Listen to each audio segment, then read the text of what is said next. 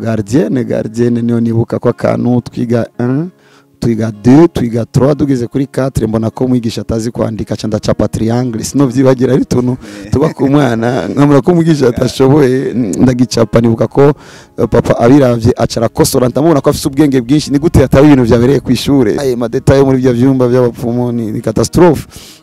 ni ibintu biteye ubwoba hama ntango rero kuba nk'ukorana n'amajini mbona korana nayo iki avantage kuri bo ko ari kumva gukwega abantu kuko umuntu wese adafise imana yokwegwa n'icyo cyo cyose so bankwegera abo nyene badafise imana yari byoroshe kabiri nanje kuri bo nibaza ko yari indi business abantu batazi birivuga ngo wimatanje n'umusambanyikazi baba umubiri umwe agacupa tukaronse bashiramo igiti utomenya aho caciye cinjira mu icupa bashiramo n'amagufa y'abantu bashiramo igufa ry'umuntu kubera iki bashiramo igufa kuri bo bashiramo igufa ry'imbere crane bagenda kusikurura abantu ibintu byo mu isi biri bizarre bashiramo n'ibintu umuntu aca yisiga nico tuma bintangaza iyo muri kino gihe abantu bavuga ngo ngorana na shetani ngavuga gihe nakorana na shetani bari kana babwira icyo narinzi ko bariteruye baca bagwa nce niruka none ndabagira iki ko aribo bizanye mbona barariteruye atabwoba bariko baragenda kwishengero nagendera inyuma yabo buhoro bisanzwe ivyuzuye ni tariki 7 z'ukwezi kw'indwi buri mwaka hama haba igikorane cy'ivyuzuye yatanguye itariki 7 z'ukwezi kw'indwi muri 2017 yasivye umwaka umwe kuko itariki 7 z'ukwezi kw'indwi 2018 niyo nagize mariage ikirasubira kandi ni 7/7/2018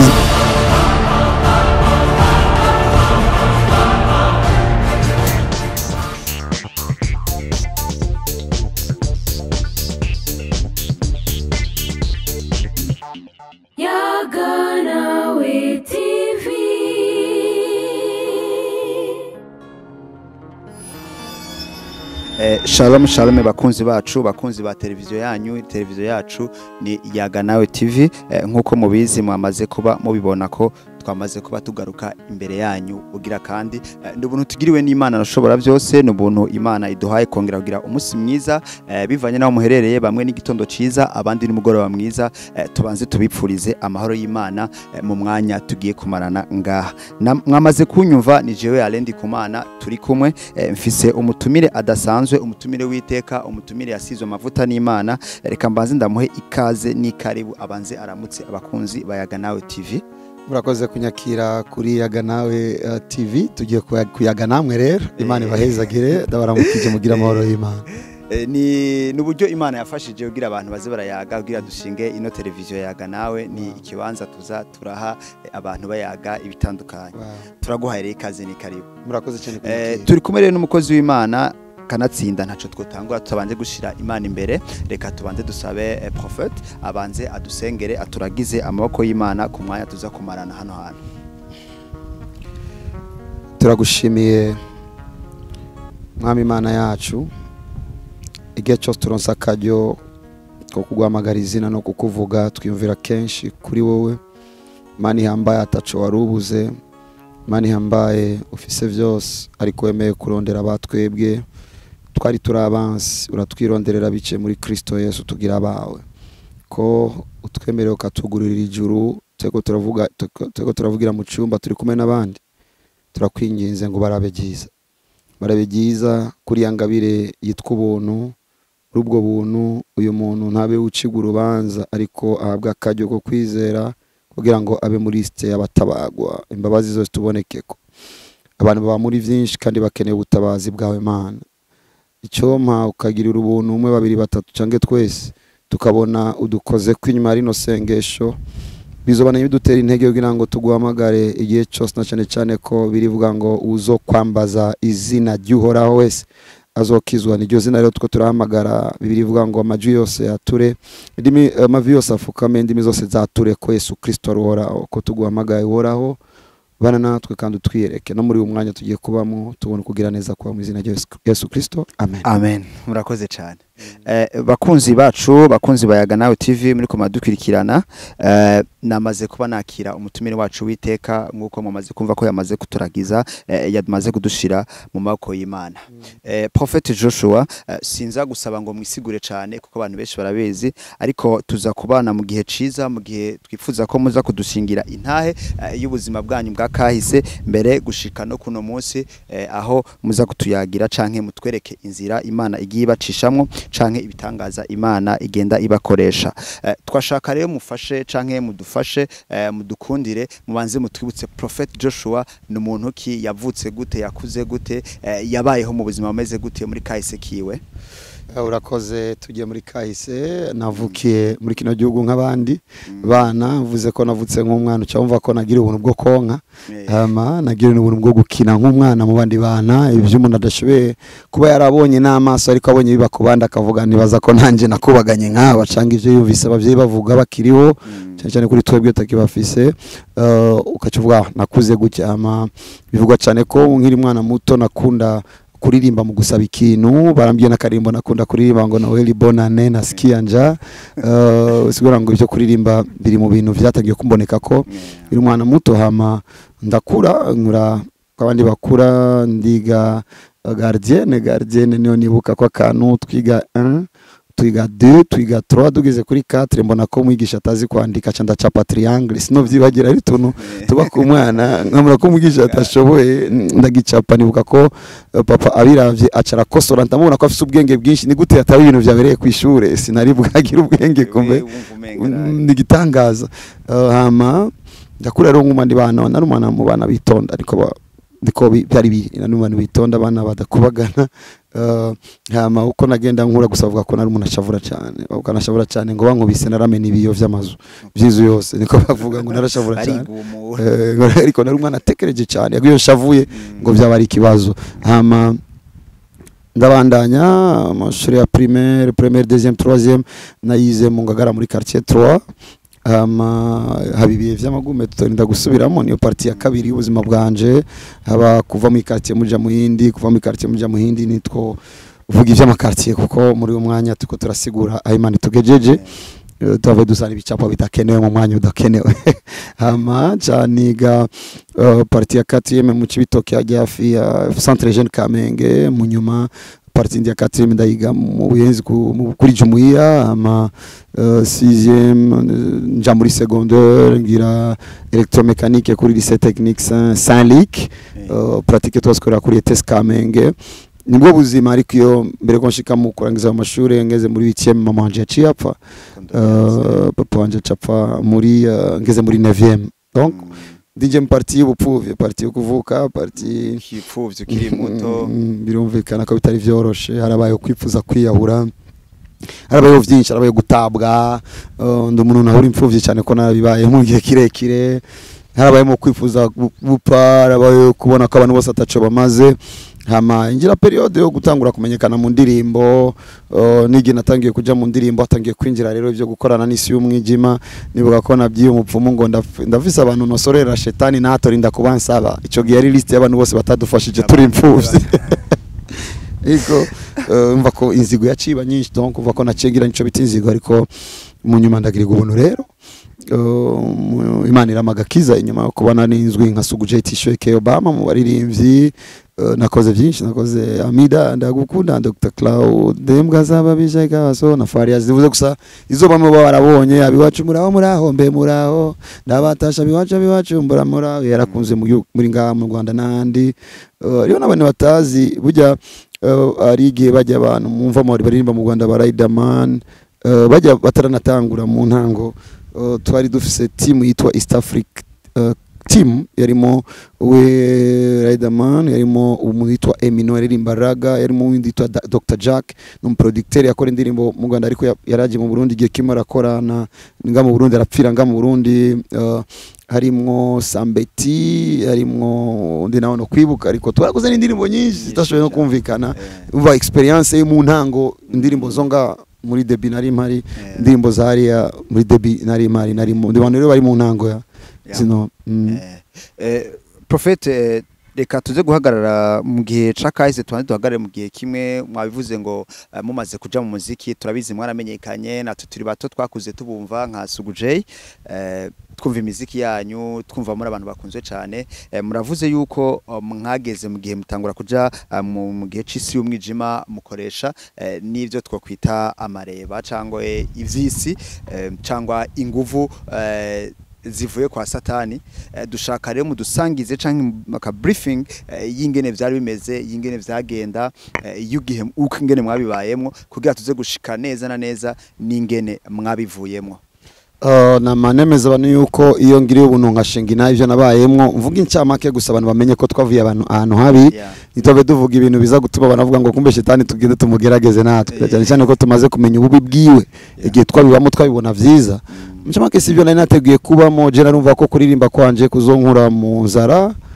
mbe muri ivyo akomeye nka kujya kw'abanyamerika ndere abana tuvukana ariko indirimbo za kijyagiye nizariha cyane biri clair nta soko nta kiretse udu spectacle two kuri Saga Plage ntandi ma spectacle nagiye ubuntu bwo kujamo ya RTNB ugasanga niho naronsemwo ayafadika ariko nashobora kubesha umwaka wose muri cyo gihe haza umuntu arambwira ngo nishobora gutera imbere udakoresheje imiti iyo umuntu adafise imana ntagira limite ikiza cyose kiramukwegera ari hose rero ni je numvise proposition chandemera kutangura kurondera ivyo vy'imiti nibuka ko nakoranye n'umuntu hamagara ivy'amajini uwo niwe yambwiye mvuza amajini ni diamond icara abo muncamake niwe yambwiye yuko no guri nazi ngagura bougie ngagura parfum kugira ngo ampuze ne majini n'inkoko yera umugabo kwanza sinaronse n'amafaranga yo kugura iyo nkoko niyo yayinguriye wenyene umupfumu arayikerera amaraso yarayansuka ko ivyo ibintu biteye ubwoba ndagunda kuvuga amadetaye muri bya vyumba by'abapfumu ni catastrophe ni ibintu biteye ubwoba hama ntango rero kuba nk'ukorana n'amajini mbona korana nayo iki avantage kuri bo ko ari kumva gukwega abantu kuko umuntu wese adafise imana yokwegwa n'icyo ari cyo cyose so bankwegera wenyene badafise imana bari byorosha kabiri nanje kuri bo nibaza ko yari indi business abantu batazi birivuga ngo wimatanije n'umusambanyikazi baba umubiri umwe so muncamake James ayo majini nsambanye n'umukobwa ico gihe ibari transfer kugira ngo babe baronga abakiriya kuko abantu benshi bagenda kubapfumu kuko abapfumu nibo babatumiye mu kubaronga ko amajini batabizi ivyo bintu byari byoroshe ico novuga nabonye kumengo ndamenyekanye ubuntu burapashije ariko amahoro yaciye agenda umunezero ubwoba byari byo bindanga mu nyuma nangura gukina amasinema mu gukina amasinema ndahurirayo n'umuntu yitwa Mahoro Juma yasanzwe yavukiye mu muryango sinureka kuvuga ko papa yari umukuru w'abapfumu muri kino gihugu cyose ariko ntakiriho arafise n'abandi bavukana bakore ko kazi nawe nyine niko yakora durira muri groupe ya cinema nari mu acteur wa cinema mu acteur mwiza wa film nari mu realisateur narandika cinema yarahagarira abantu kuno bokina cinema mu vyigwa vya isi ni feelings kubwira umuntu kuno yorira bo nari umuntu ashobora kumanaginga film nari umuntu rero akunzwe kuri yo cadre ariko muri yo groupe ya cinema harimo abakobwa amana ari umustar ucawumva ikurikira ari catastrophe muri uwo mugwi tutorinda kuvuga amadetail ngaha cyane ko tuba tubazegera mu bihe byo kugira ingo umudamu nava avuga akavuga nibi navyo now bibaye gucyo uwo muntu yitwa Juma tumaze guhura bwa mbere twarashwanye kurumva ko hatangura kuba kugwana kw'abakobwa muri groupe ya cinema nari umuntu ari bizarre gato umukobwa twagenda n'uyu amakuwa gatandatu ngacanga ari umunsi mukuru ngabatumira bose kugira ngo bagwane nicare mbona ukuntu baganira umuntu bakugwanire yari ubuzima buri bizarre hama turashona n'uwo Juma munyuma sizwe twumvikanye acanjana mu bapfumu ko nawe nyine ivyo yakora weca dukorana ikintu citwa ngando wachita gute icupa bita ngo ni crocodile mu nyuma bakora indi cupa agacupa gato ka whisky n'uducupa mutazopfa kubona vyoroshe kuko tugugwa menshi ari impamvu atugura menshi agacupa tukaronse bashiramo igiti utomenya aho caciye cinjira mu icupa bashiramo n'amagufa y'abantu bashiramo igufa ry'umuntu kubera iki bashiramo igufa kuri bo bashiramo igufa ry'imbere crane en fait bagenda kusikurura abantu ibintu byo mu isi biri bizarre bashiramo n'ibintu umuntu aca yisiga nico tuma bintangaza iyo muri kino gihe abantu bavuga ngo ngorana na shetani ngavuga igihe nakorana na shetani bari kugira ngo baze bivuge igihe nabihevye bisugira ngo ni boss wabo rero baje kuvuga mu mwanya nabivuyemo cyane n'ababivuga rigenda bagirira impuhwe kuko ari n'ababivuga batazo shetani ariko jewe ndazi ivyo navuye mu cyo tuma tacho bimbwira sana n'abana bariko baravuga na shetani batamuze ko baravuga gukorana na shetani navyo bazi nabibayemo Sigunda gusa kubipiblia kuko fise umwami ngomba gupiblia mwanya mwinshi ariko shimiye kubivuga kuko ikibazo cyari kiri direct sima vesanga ni shuye igice rero inyuma yuwo hakurikiye ivyo gukora ama spectacle manini nakoze na 20% ndamukura Tanzania nyuma y'ivyo caja South Africa naringiye gukora ama spectacle turakora Durban turaja Cape Town mukuva Cape Town tugaruka Durban naciye ngwara nagwaye ku buryo kukororoka gutya n'ivyakunda nagenda oblique gutya navuye mu ndege ntashobora guhaguruka turagenda kwa muganga barapima ingwara zose barazibura Durban bacambwira ngo bapime sida naremeye ko bayipima ariko sinagarese gutora inyisho kuko nivyari ibintu byari gutuma nihutira ico gihe bivanye n'ubuzima nabamo byari byoroshe hacaza umwana w'umukobwa twize kugendana nawe nyine yarapfuye yari yaje kundondera nk'umuhungu bagendanye acitse ashasanga ndi oblique cyantwara ku mupfumukazi yari ngaho South Africa mshitseyo mvuga ngo yaranabaguye nk'igikwembe yanjindasagwa ahantu hose ndungika ibintu bigoye kuronka kurungika umurundi mu bindi mu Burundi biroroshe kurungika umurundi mu bindi muri South Africa n'urugendo rurerure turazungurutse turabironka mu nyuma canjana ku makaburi niwe yampuje n'abapfuye abantu bapfuye ngo ngende nemvoke abapfuye kugira ngo bamfashe so niko nabayeho mwana ndatinya kuvuga intaye kuko umuntu ntabifatanye n'ukuri mbayemo uri uyu munsi kuko acavuga iyo kumbuje amarabimetriza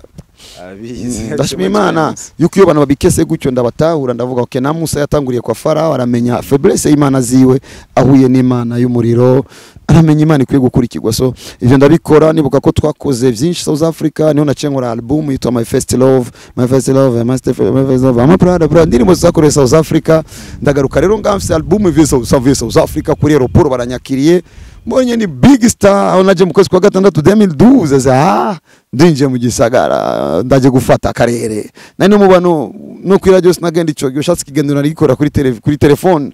nabona je nyene ko nabaye gangi mbo muri yo myanya yo gutegura rero kuntu noshira ku isoko yo album cyane yumvira ko byo bavyiza ko nogenda na Bukavu ko nigeze kora spectacle publié kugira ngo ninagira lancement ngire lancement Bukavu shobore kurekipera menshi ku ico gihe kesho asanga management turazikorera nta manager benshi no twarakoranye mu nyuma gusa na Iko avant twakoranye na Iko Arun muri album ya Maisha kama game yandi iri album nari ubusanuye yagarariye je nyene niyo label yashoboye kwikora iyo album South Africa muri ico gihe rero ndagenda ndapanga kugenda hari ariko ngishise ngaruka kurya mufumu wa papa ujya muhungu nababwiye arambira ngo ndangiye arambira turabe ibintu baguhaye acambira bano bana bagomba bakwice ni bari gushobora kubaho babonye ni wumva kumwe acangonera ibindi ico gihe ndavyibuka reka ndabivuge ico gihe yambwiye ngende mu makwenyo se igisagara ntoragura utono yarakene ibipande vya drapo ni ibintu byinshi bikogwa hiyo bidakunda kuvugwa barabikora rero ndavuga okereka ngende rero kurondera album nibuka ko uwo munsi nagiye kurondera ukuntu nogira iyo soko muri Bukavu ndicara ku gitanda bugi Imana igukenera gufata akana ntari bwavuge kenshi nicaye gitanda gutya sinzi ukuntu vyanjemo kuko nakuze nsenga ndumwana muto ndavuga Mana mfasha sinavuga Yesu ariko Mana mfasha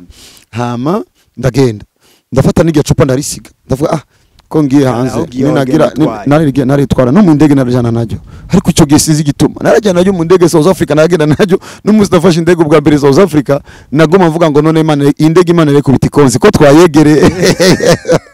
twaduze hejuru ariko kutamenya ni kubi yo ndibukiyo sene turi mu ndege South Africa nagumiza amaso ku ruhande nibaza ngo Imana yavikomora ijya ndege sisubira hasi gatowe ariko cyo ngiye Kongo sizi ukuntu byagenze ndayisiga muhira cyo ndagenda ngiye Kongo rero nayisanzwe nzi umuntu kuko tugeze gukora spectacle igenda neza twagiye muri spectacle ico gihe twaje twagena Shani Queen yayi Iko Harun yateguriwe korani yakoranye n'umwitwa iyo concert yakoranye n'umwitwa Kianza shitse rero kwa Kianza nsanga madamu we si yari yagiye Goma cambira okay ko madama adahari na mpamvu y'ama hotel tugende muri ya cumba kiri hafi ya studio kugira ngo mu ijoro dukora indirimbo ko ku murango amatara aracikagurika cyane hiyo kuri jewe karakajyo kuko yarafise studio yakora indirimbo z'abakizwa niza badakijijwe kuri we plan yiwe gukora badakijijwe ni kugira ngo abakwege babwire ubutumwa bwiza ariko yarasanzwe akijijwe baza ko yankweze nshitseyo tujyamana mu cumba kimwe turindiriye studio arasenza ivyiwe Bonanje ndahamagaye ivyanje kuko Mose arafisize asenga ico gihe.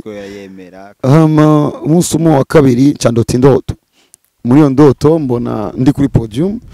nk'umuri ko arakora concert. Mbona ari abantu atari benshi cyane vraiment. Amaca mbona ndi hagati imbeba zibiri. Amaca azumuco. Iyo vision ndavuze ndayibona nuko. Ndabona hazumuco uwo muco usibanganya zijya mbeba zibiri. mbwira abantu nimba nafise imbebazi ibiri nanje nari imbeba ya gatatu zimbo izo mbeba zikuwe ko ncambwira umuntu yari yicaye imbere yambaye cyo tugufera tukana mcere muri yo vision ndiko ndavuga vision ndamubwira iyi Imana ihinduye umuntu nta numwe musubiza hasi ndikanguye ucamva icyakurikiye navuga indoto y'abaportivuye ko sinemera abaportive sinemera abaportive nabonye ko ababeshi cyane cyo gutuma abantu batanahura ndabatahura nabona ko abaportive ababeshi nabona ko ari abantu bavuga ngo Imana yambwiye ngaje uyu Imana yababwiye yatinyeje kubera kitabandanije ngani ko nabishora bambwiye ngo kubiya kuvuga mu ndimi navuga ngo namazina y'abakinyi Rigobert Song bo umva ko ntabemera na gato mbyutse rero niyo reaction ya mbere ndagenda ngugiye kuri toilette nagarutse nshikira gufukama no kurira ndumwe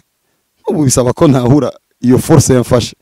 n'umwami wewe wicaye ngo akwigishe agusigurire baje kunyigisha maze kuura na Kristo kuko sinari gushika ngaha ntigishijwe ibishoboka hama ndafukama nibuka ko ivyo navuze navyanditse no muri telefone FC iPhone 3 mu nyuma ndavyandika mu gitabo n'ubu ndagifise mu gitabo canje zikonzo gizotangwa mu nyuma mu mwanya kanaka peut-être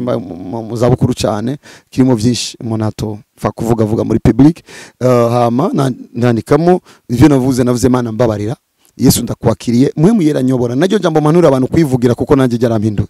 mu nyuma rero canagura kurondera umujya mukozi w'Imana twararanye ko yari asaza afata amafilme ndamureka nakora amafilme ku mugoroba ndabona n'uwundi ndamubwira nsengera sisubira inyuma ku mugoroba nca ndabibwira rero uwo turi kumwe acavuga yo nanje natangiye kwikeka kuri mu bintu bitari byiza turasenga niko yabaye intango yanje ivyo nabayemo nivyo kugeza aho nagize iyo introduction shaka kumenya gatonya kubijanye na rya cupa uravuze ko wagiye muri Kongo urarisiga kandi ico gihe urisiga niho nyene wahuriye n'Imana niho uguhindukira kwawe kwatanguriye ivya rya cupa byaheze gute vyahereye rya cupa nyene rya cupa urumva yari magufa y'abantu rifise condition yuko urikora ko ashobora gupfa hama igitutu cyo kikarikoreramo ni rya cupa mu bisanzwe yari diamond ni kintu nakoresha kinakoresha byinshi sinabivuga muri uyu mwanya bano benshi nibaje kurondera shitani kandi izi ko ari mubi hama Imana ishigwe hejuru ngarutse nararitinye kuko deja nanje nahindutse ntorikora ko dafise ubwoba nibuka ko nacenza nibihuzu ndayiterura mu rupango mu kibenga twa dufise akazu kinuma kari hasi cyane riterera inyuma yako kazu ntangura kurondera abakozi b'Imana nazaze mfise mu beau-frère wanje asanzwe ari umupastor namandike message Imana muheza agira ngo bafise inama ndavuga nti Imana iranyanze mu nyuma ndabaza sister mu nyuma barambira ngo ngaha hepfo ari ishengero rya Plein Evangile nari mu kibenga ndavuga nigeze kuribona ngiye gukora ibintu byanje kwitanganika nca ndajayo mu gitondo cyakare ngiye mu gitondo cyakare ndavye abantu bari mu ishengero ndavuga Mana ibintu navyo nshobora cy'abaporoti warumenyereye ngomba kubandanya ndibuka ko mu ijoro ibintu byawe biniga ndavuga no reka basimfe kwanza kuja ngaha bamfashe mve muri ibi bibazo vyo kunigwa hama cari inyuma bariko baravuga imbere nunambwira ivyo bavuze baejeje uwari ko aravuga yitwa Diacre Guillaume bamuta Diacre Guillaume ubu ni Pasteur Guillaume akorera Igitega kuri kivuga amazina y'abantu kuko ni naye no babaza bovuga ivyo babonye charaza rambaza ni sawa nifise Madrid uko nyene narimeze suku je tishoye keyo bamba ambwa ushaka ikindabwa agenda rondere Pasteur wanyu ko numva ko negezwa gura no umugangi uvumenga ibintu mfise n'ivyo biragumye agenda ndekane nawe ariko ubu naramenye ko n'umwana w'imyaka 5 afise Yesu ashoboye gutegeka shitani agapfukama caranjana kwa apotre ico gihe mu kibenga tugiye dusanga mutama apotre si hari apotre wa Plein Evangile birangora kuvuga izina kubera kukuntu ariwe nabe mu maboko yiwe mu ntango cyuwero namuvise ko kirangora cyane kuvuga izina sindamenye igituma ariko baca bamenya apotre wa Plein Evangile dushite dusanga muzesi hari tubona mama apotre ndamuganiriza cavuga okay jana n'aba bantu bagufasha ndavuga niba pfa birabaraba ndimba ko ari wabarungitse satujana rero na yari Diacre Guillaume uyu munsi ni Pasteur Guillaume nundi yari umukobwa yitwa Yvonne uyu munsi na mama mwiza Imana imugirire neza cyo turajana rero ndabereka kwa kure njo ico labira hariya rero reka nababwira icyo narinzi ko bariteruye baca bagwa niruka none ndabagira iki ko aribo bizanye mbona barariteruye atabwoba bariko baragenda kwishengero nagendera inyuma yabo buhoro nitega ko baza gutembagara niruka kugwa uri kure kumbe ja office Yesu nakangwa n'ubujuju bwa shetani baca baragenda abaporotiriwe bagahezagirwa barasenga barimena kurimena nico kintu cyambere cyane ubwoba kuko byarimo byinshi yarimo amanoti ku ruhande byari byinshi barakugurura baramena icupa barimenye umengo bamenye jewe nitege ko byari byakarashika wapi shitanaranyika hageze ku bushobozi bumurenge yacupa ovyo baraturira bararirimbana n'indirimbo nditahira mwijoro vyaranize sinigera nigwa nka kujya sinigera mpura nijoro ribi nkarijya nahuye nijoro ribi nubarige mbazimana wabiretse gute kuko nijyo joro nahahamutse mu mutwe atakiri novuga ndavuga ndahindire nimba ari gupfamfe ariko mu mutima nibaza bajya abantu rero barituriye ejo zosaga bapfuye nakabuza bajya bo nta urara ngiye mu gitondo sanga ari bazima bari muri eglise ndabahamagara ndabwa mushebwe bacari bazima mwaraye gute ngo twaraye neza bwa no je sinasinziriye botambwira umaze kwakira Yesu nusubiye gutinya bijya bintu ucomagara Yesu bo byari byoroshe nibaza ko ari naho nagize relation ikomeye cyane na Yesu kuko bivuga ko muri iryo joro bije biraniga kwa kudumere ko ari nigana munaro utarashobora kuga conscience kibinazi cyane ibuka ivyo bambwiye nje navuga Yesu mvuze Yesu mbonye ndavyutse ijoro ryose sinasinziriye Yesu all the night kesa mu gitondo ndasubira kwishengero ni nawe baza ko hatangura relation kumva ko ngomba kumenya cyane umugabo nkuye kwico kintu ninde niki ebana nasoma Bible je narasomye Bible gitabo kugeza umunezero wa Bible nagenda no mabara ndiko ndayisomagura gutya yara nafise Bibiliya yanje ya français kurantema nibuka ko n'umunsi yantakaranye narashavuye kuko umva iyo Bible twamaze kuba inshuti je ndakunda Bible I love the Bible nivyo okay ntukiri Sugujei ni prophet of Jesus Joshua donc kahise karaheze uramenye Yesu nk'umwami n'umukiza uramwakiye mu buzima bwawe mu ntango turabizi kandi niko bimeze umuntu akicakira gakiza ahura na byinshi mugerageza ahura n'ibimugora kuko na satani ubwiyo ntabashaka kumurekura baragwana na byinshi wewe nibihe vyakugoye kuvuga ati ibi byarangoye kundekura byarangoye gutandukana n'iyi ngeso ariko mugabo byaratevye birakunda cyambere maze gukizwa sinari nemeye ko no hebe indirimbo nabwira Imana nta kijiju asigaye iki none se kugendera mu bintu vyiza mankabananya nikorera indirimbo kubatabizi maze gukizwa mu kwezi kw'icenda kwezi kw'icumi na rimwe nasohoye indirimbo ariko sinashoboye kwitanga cyane kuko niko nagenda ariko icyo gihe umva ko byari bigoye komeza indirimbo ushaka ube pasteur ende nakubwira no fa kazi yako niko kazi ko nyene mfise ugomba ncembe gute niko kazi mfise ariko ku imisi yagenda numva kumengo Bible nsoma ntinyemerera kuvuga ibindi kiresi bipakiye muri Bible nange kumva rero ko novuga ibipakiye muri Bible cyumva ko ico cyace kigenda guca kabiri muziki niyo karire nari mfise ico giherekana babyiza ukuri ico gihe baririmbyi benshi sa amafaranga menshi twari dufise ya spectacle twararonga ayo make management zari ziri hasi sinzi aho bigeze ubu ariko management ico gihe zari hasi wasanga kenshi abantu badukunda hanze Sugujei unembaga bien ndakutugurungifana niho twaronga amajana 2 ronda hagaritse byose nace ningira mu bukene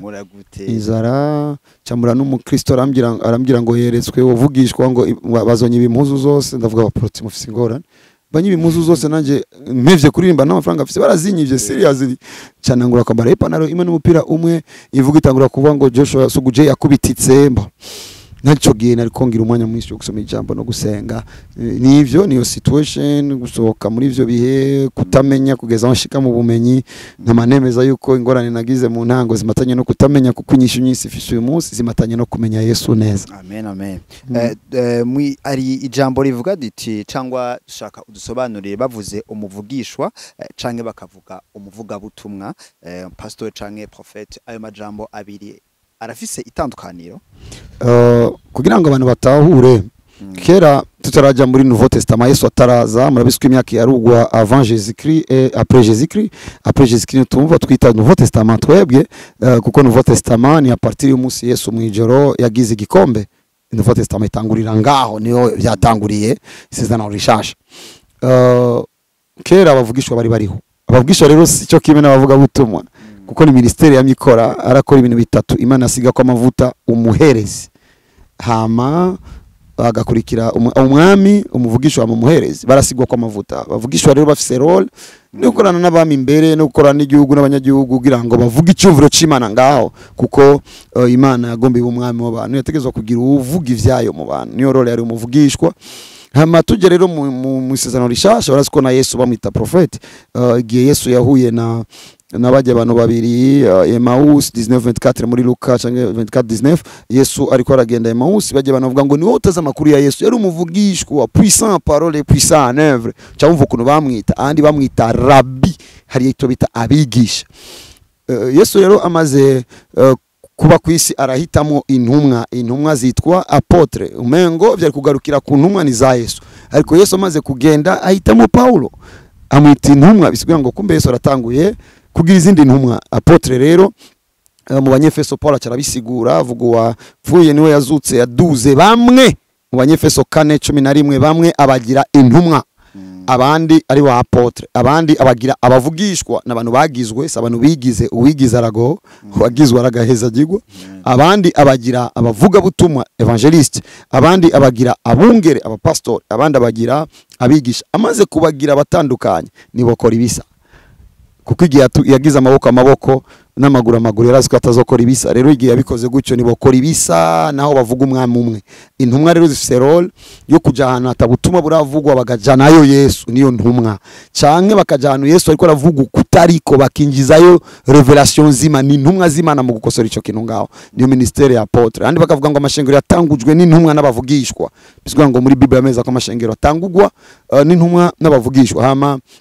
acakurikira umuvugishwa n'umuntu avugishwa n'Imana. Muri kahise aravugwa vyinshi ku muvugishwa kugira ngo dutahure Hosea 12:13 bice ku muvugishwa n'Imana. Imana yakuye Israeli muri Egiputa, muvugishwa ni Farasima ikura abantu mu bibazo. Handi bavuga ngo bice ku muvugishwa n'Imana Imana yarazigamye Israeli muvugishwa n'umuzigamye kubera ubuntu Imana yamushize ko nico kimwe n'intebe yo kwicarako n'umuvugishwa Imana yamudepoje ko ico tuma abantu bazigamwa n'ubuntu rero Imana yashize mu bantu icibero kibicaye. Ahandi bakavuga ku bijyanye n'umuvugishwa muri 1 Corinthiens 14 baravuga ngo ariko uvugishwa n'Imana abwira abantu ivyo kubakomeza kubaka no kubirura edifier consoler construire cyo tumuzosanga umuvugishwa kenshi abwira abantu ivyo kubatera intege parce que ni edificateur arabedifia rabubaka gutyo. Hama tugira muri Apocalypse bavuga ngo gushingira inaye Yesu ni mwemu y'ubuvugishwa mu Kirundi bavuga ngo ushingira inaye Yesu avugishijwe na mwemu muri Apocalypse 19:10, ariko mu Cyongereza bavuga ngo the testimony of Jesus is the spirit of prophecy. Ugushingira inaye Yesu Kristo yonyene ni mwemu y'ubuvugishwa muvugisha Yesu. Hama cyakurikira rero cyo bita bavuga butumwa nibo bagenda amabarabara nibo bakora ku mastade cyane bakwegera abantu bo baremvita abantu kuri Yesu nimuze kwa Yesu nta vyinshi bavuga kiretse ko kwemvita gusa kwa Yesu. Rero agacakurikira abapastor nibo barera intama baguma hafi intama n'umwungere yategezwa kuba nk'umwungere w'intama azimenye azitwararike. Acakurikira rero abigisha role yabo nukuzana detail mu bumenyi kugira ngo bagire kumenya nivyo. Murakoze cyane. Turi mwisi yiruka cyane aho turiko turakoresha surtout cyane ama réseaux sociaux. Hariho abamwe bihaye kwandika canke kuvuga ubutumwa keshi bugucafuza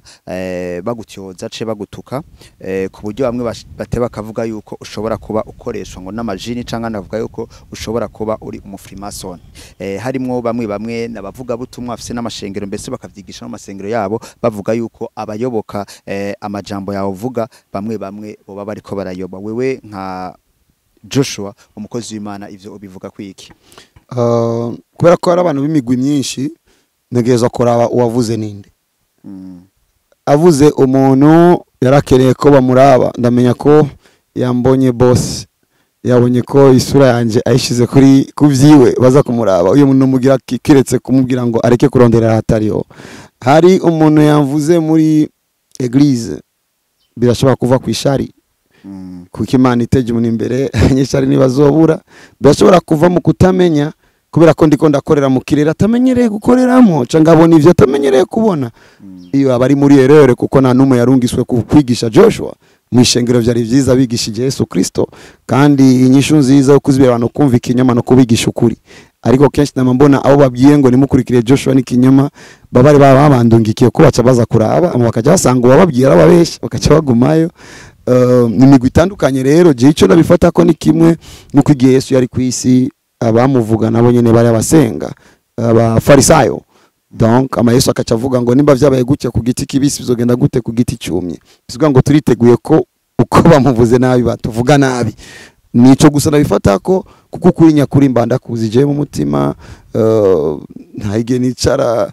madama akambwira ngo jarige abantu bantangaza mbega barazi ukuntu baye ndabwira si ngombwa ko bose bamenye ukuntu mbaye ariko igikuru ni ntaye yawe ni ntaye yaba bana ndeze mu nzu uru rukundo tubayemo umunezero tushobora gukora shetani igikuru ni izi resulta abantu bakize bashinga inaye abantu bavuye mu busambanyi bashinga inaye abantu babohotse bashinga inaye nibaza ko nibo bazobijwira nini ricecekesha cyo kinyoma gusambabazwa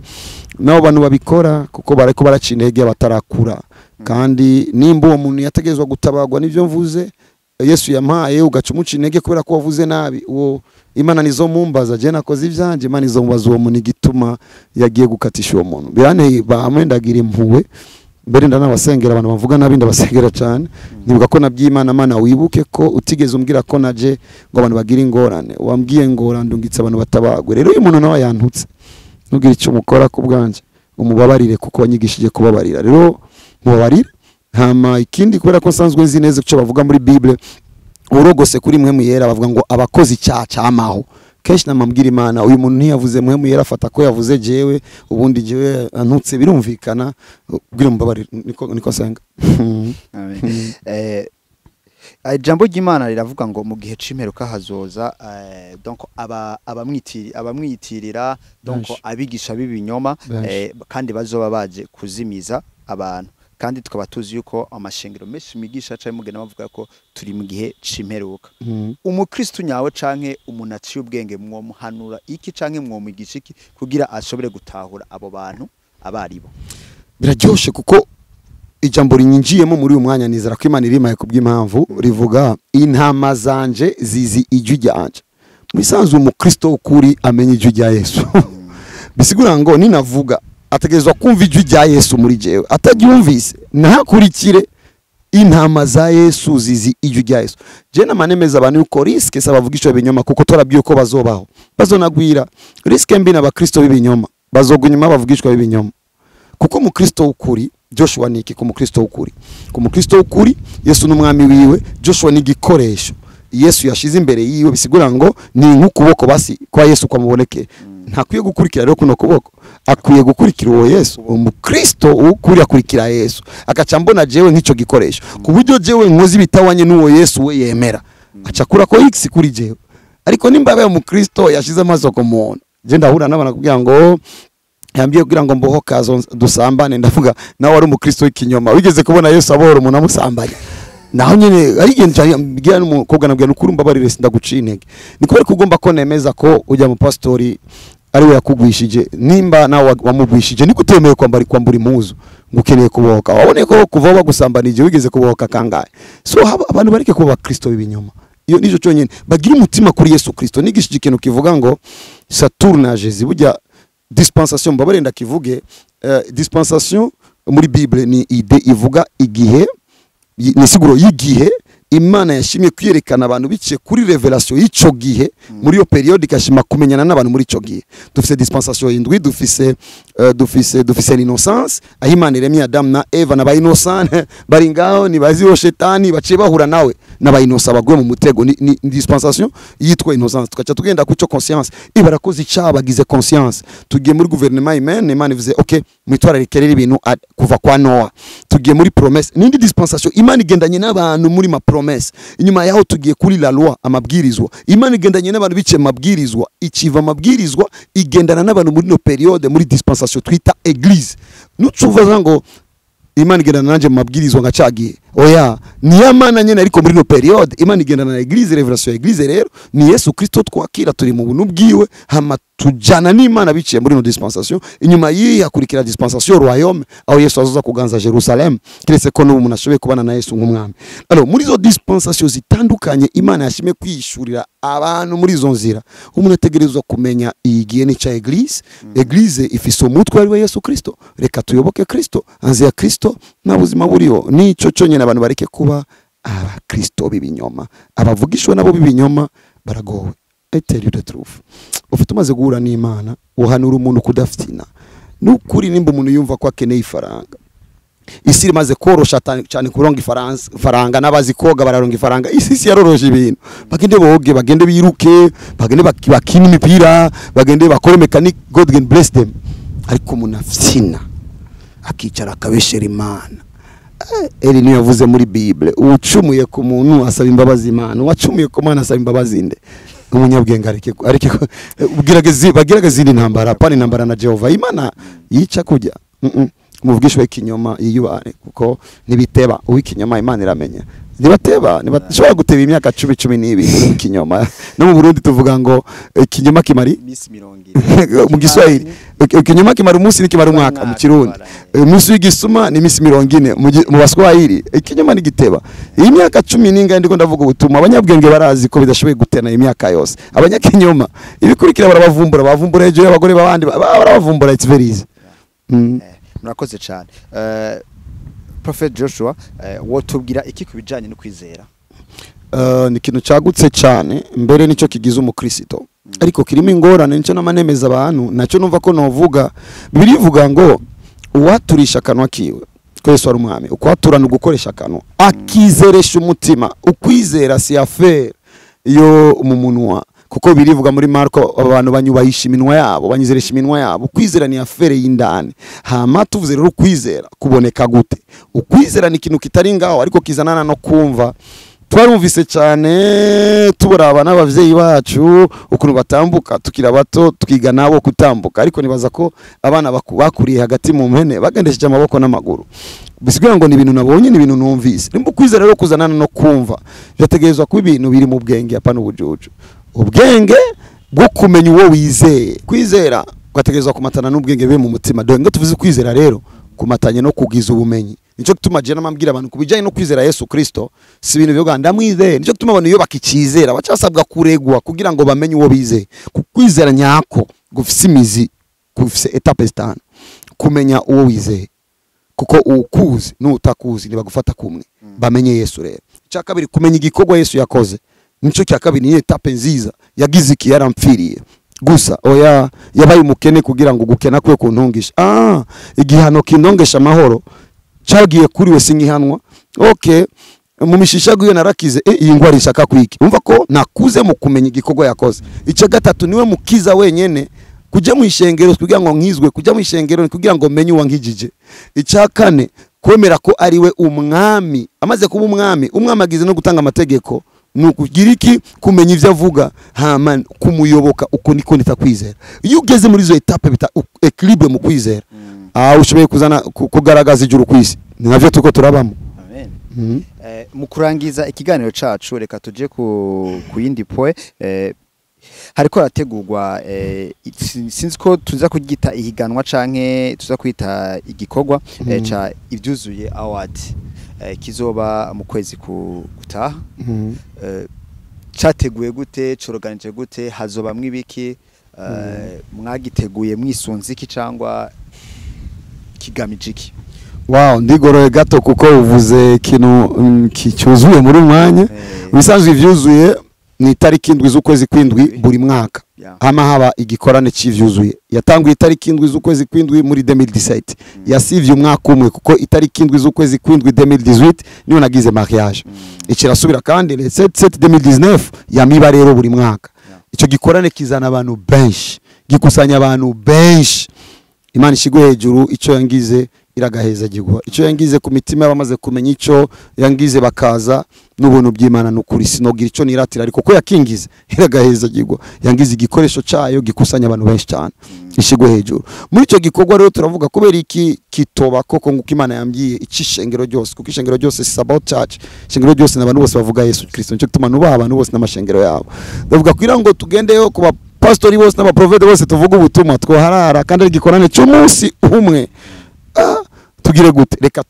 duhuza amashengero bice ku mipira w'amaguru tuca twinjizaho championnat ya football niyo batangiye gukina tugaca dutanga ibikombe mu ma eglise. Kuri twebwe ico cyo nyene kirakomeye kuko abantu barakizwa mu mamaci, abantu baraza, abakristo baraza, babonye abakristo beno wabo bagezi babakora koresha tala zabo, tuko turakura kutamenya mu bakristo kuko ari umwana kina umupira mama wakamubwira ngo reka ivyo by'ububandi. Uyo mama nyene n'umufana wa Messi kandi yaje guhagarika Messi mu rupango rwiwe, yari gutera intego uwo mwana n'ingabire ndemanwe Imana yateguye kugira ngo ashobore kubitera mbere y'igihugu, umuryango n'isi yose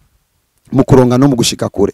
Kuri twebwe bifise iyo cadre, bakine banywane bahure, ariko dukangure izo tala mu ishengero. Gukizwa ni kwagwagaritse gukina umupira ndugiyango kina ejo tubone urateye imbere kuko Imana yoteza imbere abantu mu buryo butandukanye. Yako tugera ahantu umuntu abwira abantu gukina umupira ni vy'amashetani, ugahagarika tala zari kudufasha.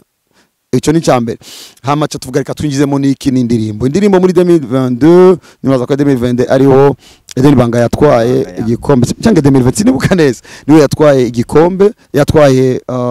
trophée na 700,000 ico gihe niyo Mana ngiri yanshoboje gutanga uko umuntu wa mbere finance ino evenement nije.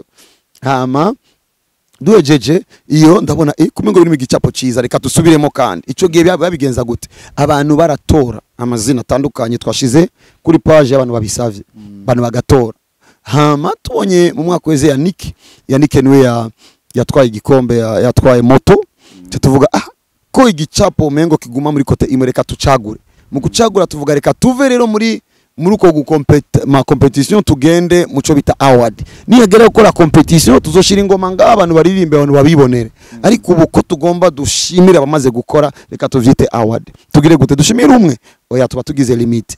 Ko twavuze uko tushimiye umwe tuba tugize limite, tukagura akantu keza, tuduze juri moto peut-être imodoka. Oya, cange tuyagabure. Reka tuyagabure dushimire benshi bashoboka. Nico twagize mu mico itandukanye. Tuvuga dushimire umumalta umugabo cyangwa umusore, dushimire umwe mu bakobwa cyangwa abamama femelle, dushimire umuworshiper, dushimire groupe ni nyinshi ngazi ririmba neza turahezagirwa, dushimire umudiaspora nibasora indirimbo bazigumiza ari abazirunga ikino duhezagirwe. Niko vyagenze. Acaza icyumviro ku munsi umwe nicaye muri biro ndavuga mubona gute nk'ubu noshimira umukinyi w'isinema, navyandikiye kuri page nk'umuntu yicaye muri biro cyangwa na commentaire nyinshi. Ndavuga ibintu biri très intéressant, bavuze amasinema menshi, cyandagira screenshot cyandayisubizako. Ndavuga mubona gute tubishize muri ivyuzuye award, aho twari guha abaririmbyi nabo nyene uyu umwe azotware uwo miliyoni. Ndasubira kubona izindi commentaire, mbonye izo commentaire rero cyambwira jiri kuko sije nari guhagararira igikorwa cyo gutanga award, bari kuvuga ngo neretswe. Bavuze ko neretswe wabaye wa mbere no banaciye intege, uwundi atabaye avuga ngo jewe Imana niye munyeretse. Kandi Imana yatwemera twese, kandi kumwerekwa ko no kutamwerekwa ko nicyo bisigura ko ari uw'Imana. N'uw'Imana kubera ko abizi mu mutima ko ari uw'Imana. Ico gero cha duhitamo jiri kubera ikije ntabikoze. Kugira ngo ntihavugwe ico. Cya kabiri kubera iki ntabikoresheje icengero rya Sabbath Church yonyene. Bari kwibaza ngo ni ibintu vya eglise, ariko kandi ibintu vya eglise umubiri wa Kristo muri rusange, ariko kandi saba Kristo gusa buvize indirimbo nabo mwisi barazumva. Tuvuga okay, dukorera ikintu kiri ouvert, turondere Christian Xavier asanzwe akora ku radio, asanzwe ari ku radio imaze gukora award. Okay, asuzana umuco, dukora ikintu kiri mu muco, turinda amakritike abantu bavuga ngo bandenganije. Okay, kugira ngo tugabanye ivyo navyo ni vy'abakristo na Christian Xavier akijwe birazwi,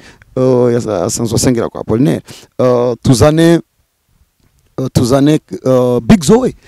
ni umuririmbyi wa gospel, ni ndatamuzi, ni umuntu mwigisha w'ijambo, a good teacher of the world, numwigisha mwizo w'ijambo, azozana umuco. Okay, tuzane Santa akora mu ma social media kugira ngo nihagera kuvuga havugwe abantu bo abaca baragenda. Rero ndabwira nzotanga ibi nibi mutore abantu mu propose yuko muri abo hoba ababita abanomine. Muri cyo gihe rero baca bicara kubera ikije nizeye ko ivyo bakoze ari vyiza. Ibaze Christian Xavier yaravuze izina kanaka, Big Zo akavuga we aririmba gospel, numva ko umuntu atakirimo.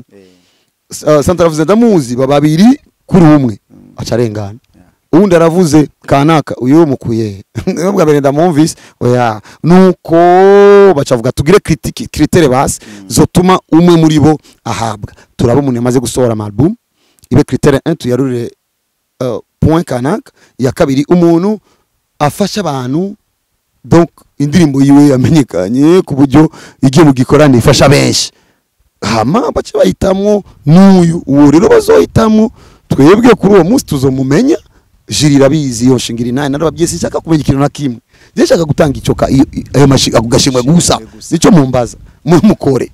Tumaze rero gukora ico, haba rero jiri iri kwirabandanya agenda rindire set nzona ko igikorane kiretse Imana ibanyeretse mu mahereko ariko nzokora igikorane atari nivyo maze kuvugana nabo ko shikira kuri podium biheze ncenja nicarire tubaho umwanya yabo bace bagenda rero bavuge jiri twabonye ibi nibi izi kanaka niwe mu vyuzuye yabaye best male abantu babimenyere nibishaje urashobora kuba best artist male kuvyuzuye mu yindi ntubemo ubundi akazoba ibi rero ushima abafise kriteri yafatiyeko nibisigura ko waciuba we utabaye wambe utahawe sukuru wanyuma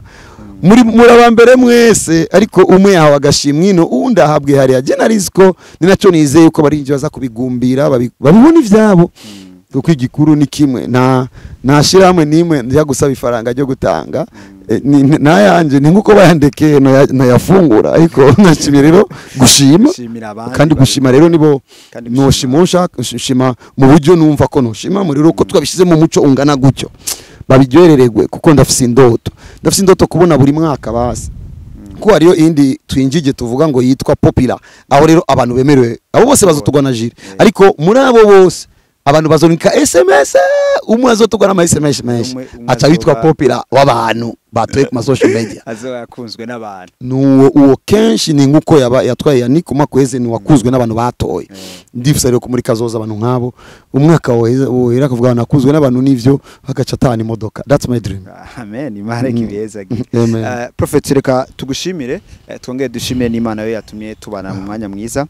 murakoze cyane nje ndabashimiye ibibazo byari byiza cange mvuge ngo wasokoreyemo ivyo ntari bwavuge bimwe oya nta Imana igumugisha namwe bibahezagira turangize twongera nko wari wadusengeye reka turangize twongera dusenga mwami nyagora kungomana igiki twovuga kiretse kugushimira ko twatangiye dusenga bavyumva bakabumvise ivyo twavuze ko twemeza ko atari ubwenge bwacu ari ubwenge bwo bukoreye muri twebwe turagushimiye ko